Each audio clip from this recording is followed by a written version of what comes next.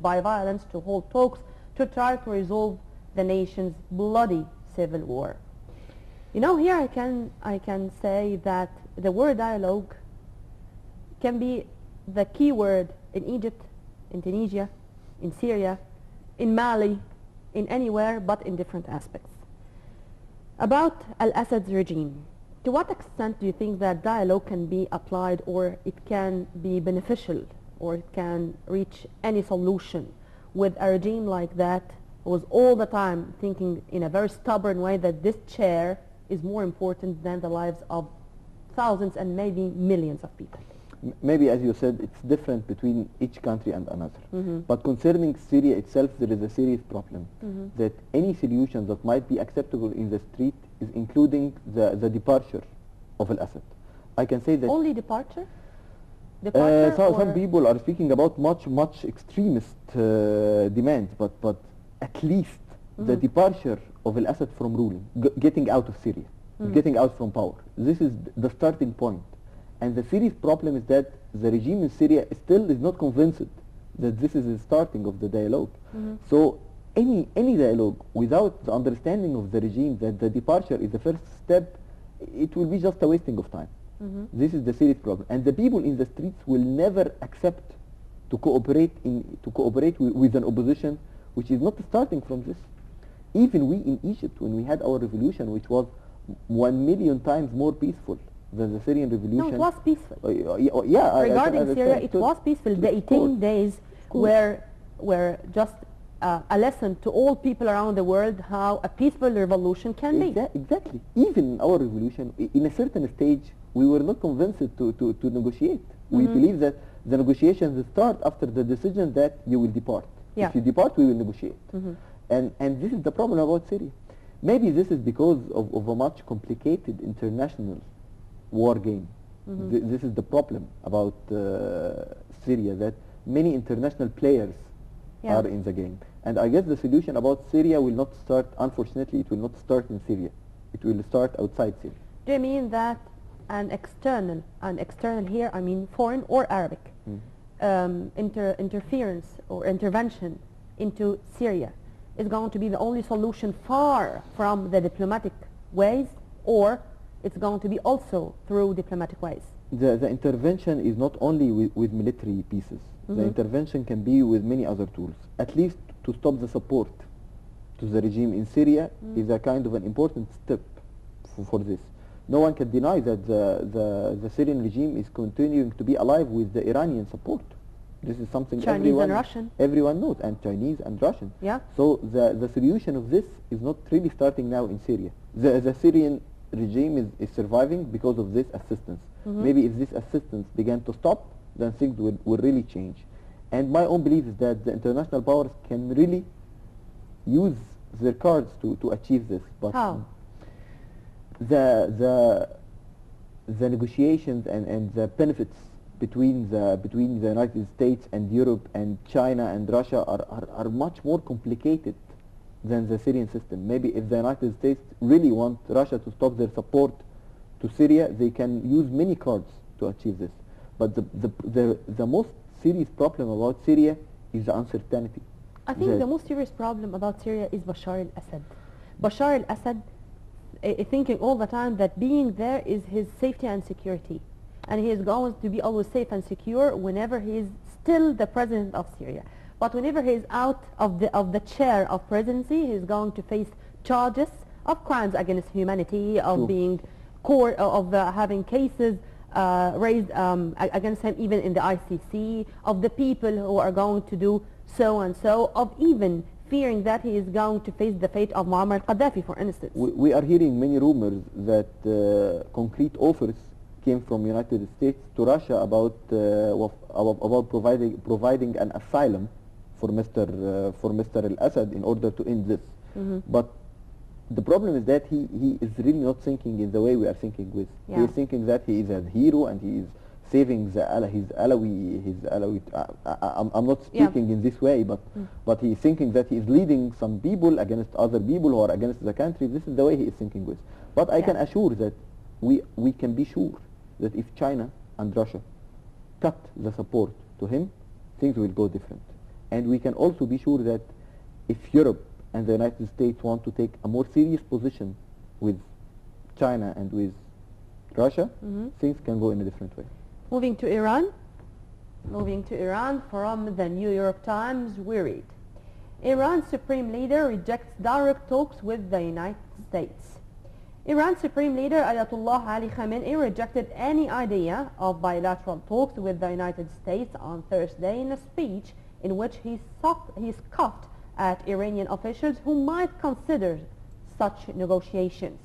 A staunch ideologue who has often rejected dialogue with America, Ayatollah Khamenei was apparently responding to a United States offer of one-on-one negotiations between the two countries on a range of topics, including Iran's disputed nuclear programs, a suggestion that Vice President Joseph Biden Jr. reinforced last week during a security conference in Munich. We were just speaking about Iran and about the United States and about the role, whether in Syria. Here we are going to speak about Iran and the United States. And we are speaking about the dialogue again. The dialogue again. As we said, it's a key word. Here, I don't want to mention the conspiracy theory, but inside or among lines, we can read that there can be some things which we do not know. I mean, what's apparent on just in front of us is that Iran and the United States has severe ties, I must say, or hostilities. But among lines here, there are offers of dialogue. Of course. Or this is politics or what? There are many topics which they need to coordinate with each other, and this is a fact. And I my own believe that there is a kind of coordination. Maybe it's not direct coordination, but there is a kind of coordination through other impasses or through other way, because the Khalid security is a topic which is very important for the Americans and very important for the Iranians. So this is a topic where everyone in the world knows there is a kind of coordination concerning the Khalid security, concerning the what's happening in Syria.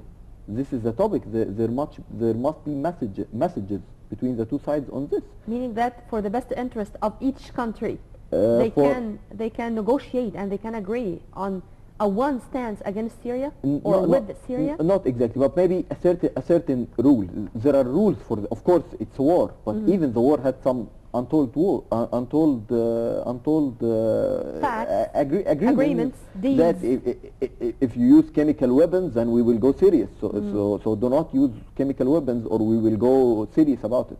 There are such talks through other impasses.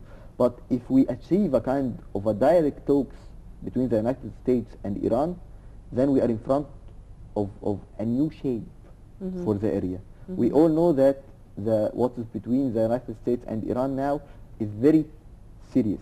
If they have these direct talks, then we are in front of a message that there is something. Between the United States and Iran, there is Israel. Exactly. This is a topic. Number one. This is also a very important. It's a very important topic. How the United States is going to permit Iran to be a nuclear country, whether they want the only one nuclear country in the Middle East to be Israel. And I guess one of the very serious issue is the nuclear weapons and Israel. We all know the threats came from Israel to Iran, and we all know and vice versa. How now is a government being shaped in Iran. It may be a peaceful government, and it may be a dangerous government for the Iranians. And I guess the United States need to hear from Iran and deliver the message to Netanyahu, so he can know what kind of government he has to shape. This is also an issue about the area. Politics is very complicated in our areas, and many players are playing here, and this is a serious can problem. Be very much mixed with economy, as we are going to read in the coming headline. From the Monitor, the Christian Science Monitor, we read, U.S. increases pressure of economic war on Tehran. Another topic this time. All over the city of 12 million people, high rises are under construction. Local engineers and Chinese contractors are rushing to finish a multi-level highway, and the streets are lined with billboards promoting the latest tablets and washing machines made by South Korean companies like Samsung and whatever. Supermarkets are fully stocked, and it seems as if new restaurants and fast food joints are opening to every day and never lacking for customers. Here they were speaking about Tehran as if Tehran is New York, for instance. how U.S. increases pressure of economic war on Tehran, and what's going to be the benefits which the U.S. can have with this pressure, or as they assume, on Tehran. The issue about Iran is a very rich country. First of all, with the oil, with the petroleum. This is a very good source which can never be ignored in economy. Iran is having many treasures. If Iran had a good relation with the international world, it was going to be in a much better position. Maybe they were going to be in a different international status, but they were going to achieve much economic prosperity than what they are having now. And I can claim that it's not easy for any country to put Iran under siege, because they are having goods that they need. I need the Iranian petroleum. I need the Iranian goods. I want to import them. So it's hard to put Iran in a complete siege. It's not an easy process. But I can say that just what we were speaking about now, that economics is one of the important tools that is used in the politics game. So I can put my support to your economy as a card in my hand, which I will use in a certain moment that I need. And we are speaking about these under table negotiations, which is running all the time. So this card is always played, and if we have this kind of direct negotiations, I guess this will be a very important. And the Americans are masters in this game. Of course, they are playing it worldwide, so they are good in this. So unfortunately, we are running out of time. But bad luck. But before we go, I would thank you very much, Mr. Shahab Wagih, the member of board of the Free Egyptians Political Party. Thank you very much for being with us. Thank you very much. By this, we come to the end of this episode of The World Today. Till we meet again, thanks for watching. Have a very good night. This was Nermeen Abdurrahman.